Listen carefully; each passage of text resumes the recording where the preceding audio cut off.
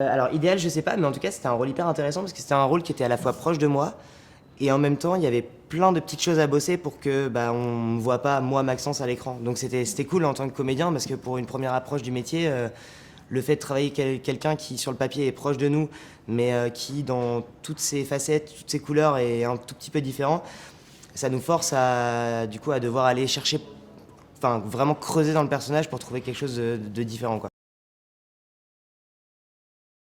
Ah ouais, bah oui, complètement. Non mais déjà, en fait, on s'attendait pas du tout déjà à ce que ça dépasse les frontières. Les saisons 1 et 2, elles avaient touché la communauté française et encore pas... Et en fait, nous, de par le scénario magnifiquement écrit de la saison 3, de par, je pense aussi, le travail qu'on a mis dedans avec le réalisateur et Axel, mon collègue qui a le rôle principal de la saison 3, ça a commencé à prendre une ampleur incroyable. Et même, voilà, comme vous dites, au-delà des frontières et tout. Et encore une fois, c'était un premier projet. Ouais. Et on m'avait prévenu que ça pouvait, qu'il pouvait y avoir des retombées assez importantes, mais personne s'attendait à ça, quoi. Ouais. Je me rappelle du réal au casting qui me disait, ouais, tu vas voir, on va y avoir des retombées assez importantes et tout. Et en fait, même lui, à la fin, il était dépassé. Du coup, ouais, c'était assez impressionnant, mais c'était génial parce que quand on fait une série comme ça qui traite de phénomènes de société aussi importants, le fait que ça ait un impact, en fait, c'est au-delà de l'audience, au-delà de la notoriété, etc. Nous, ce qui nous touchait, c'est que ça touchait voilà, beaucoup de monde, même dans des pays où ces sujets-là, pour parler de notre saison avec Axel, l'homosexualité, Ouais. etc., qui touchaient des pays comme la Corée du Sud, la Russie. Oui, qui sont pas. Pour nous, c'était un cadeau incroyable. La seule apparition à l'écran depuis Scam, c'était Grand Hôtel. Il y a eu un téléfilm entre-temps, D'accord, ok. mais qui n'est pas sorti, qui ne sortira d'ailleurs jamais. Je fais un face cam, Ouais, tu me pas permets, de mais souci. putain, mais sortez-le quoi. Ça fait 2 ans qu'on l'a fait, genre allez-y. Le Diable au cœur. Le Diable au cœur. C'était un téléfilm avec Zabou Bretman qui était génial, pour lequel on a eu des prix et tout en plus, Bah alors, et qu'est-ce qui se passe? qui ne sort pas, qui ne veut pas sortir. Oui, ouais, bah oui, ouais. Et même au-delà de ça, c'est que Elliot, comme vous le disiez dans votre première question, c'est quand même un personnage qui, physiquement à l'écran, mais en vrai, on pourrait croire que c'est moi, enfin, si on nous met à côté, quoi. Alors que Grand Hôtel, il y avait vraiment une césure en mode le petit jeune un peu naïf, fils à maman, tout ça. Ouais, c'était un bonheur de jouer ce personnage. Puis c'était. En fait, je trouve, enfin, après, ça c'est personnel, mais je trouve que plus on joue des personnages qui sont détachés de nous, plus c'est facile de plonger dedans, et surtout pour des séries où on doit être focus pendant 4-5 mois. Enfin, moi je trouve ça hyper agréable de pouvoir un peu lâcher notre vie à nous pour se mettre dans la vie d'un autre personnage.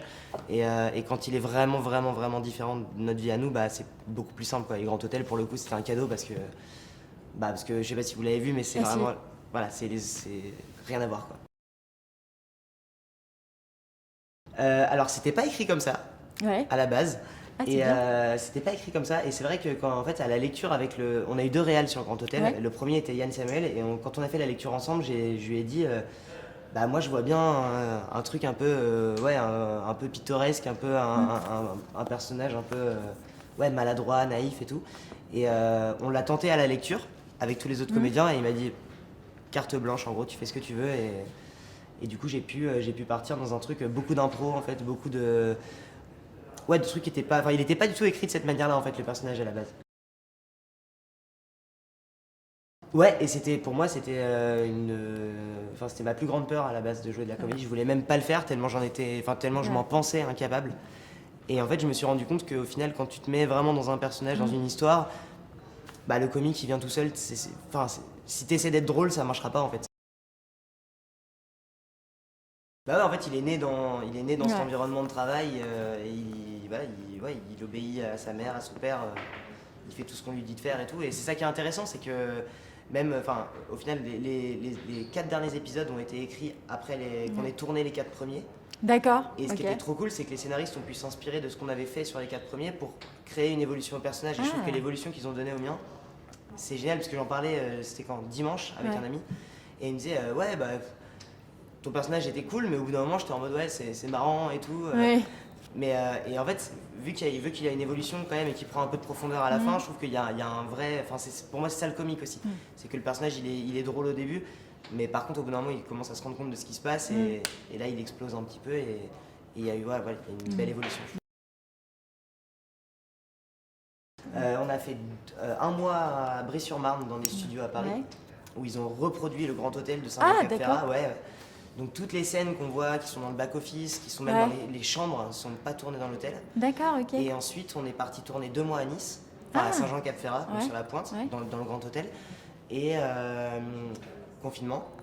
Ah, ouais. Confinement, donc grosse césure. Et puis on a refait 1 mois et demi, je crois, dans les studios à Saint-Jean, à Brie-sur-Marne.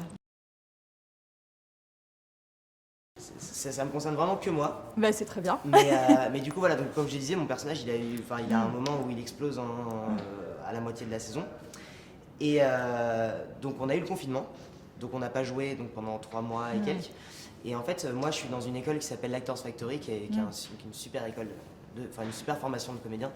Et en fait, généralement, avant les tournages, par exemple là, s'il y a par exemple les grandes vacances et que j'ai un tournage qui arrive à la rentrée, généralement, je vais là-bas, je reprends des cours, Ouais. histoire de me remettre dedans, parce que ça rouille, quoi. Enfin, c'est comme le sport, il faut pratiquer pour Forcément. entretenir le truc. Et donc après le confinement, ils nous rappellent pour nous dire bon voilà, on reprend le tournage et tout. Et là, je vois le plan de travail et je vois ma journée de reprise, donc le tout premier lundi où je reprends. Et en fait, ils me font toutes mes plus grosses scènes de la saison, mais toutes, genre à la suite, quoi. Et j'appelle ma coach et je lui dis mais j'ai besoin d'aide, quoi. Il faut absolument que je retourne en cours, sauf que l'école était fermée. Et du coup, j'ai dû retourner sur le tournage, tout rouillé, tout après 4 mois, 3 mois et demi dans 15 mètres carrés à Paris. Et faire toutes les scènes où Will s'énerve, toutes les scènes d'émotion, les scènes avec Hélène, je vais pas spoiler du coup, mais toutes ces scènes-là, genre à la suite en un seul jour. Et c'était sportif. C'était sportif. C'était hyper sportif. Alors oui, vraiment, j'aimerais bien commencer à aller vers le cinéma du coup maintenant, parce que je me sens prêt. Je trouve que les séries c'est hyper bien pour se former, parce que ça va vite. Il faut vraiment avoir des acquis solides, je trouve. Les plateaux c'est le bordel, donc pour se préparer, enfin voilà. Mais par contre, j'ai envie de continuer les séries parce que il y a quelque chose dans les séries que je trouve génial, c'est que tu prends un personnage et tu le tiens pendant, par exemple, Grand Hôtel, c'était 5 mois hors confinement, mais c'était en tout 5 mois de tournage. Et je trouve que garder un personnage pendant 5 mois, c'est hyper précieux en fait.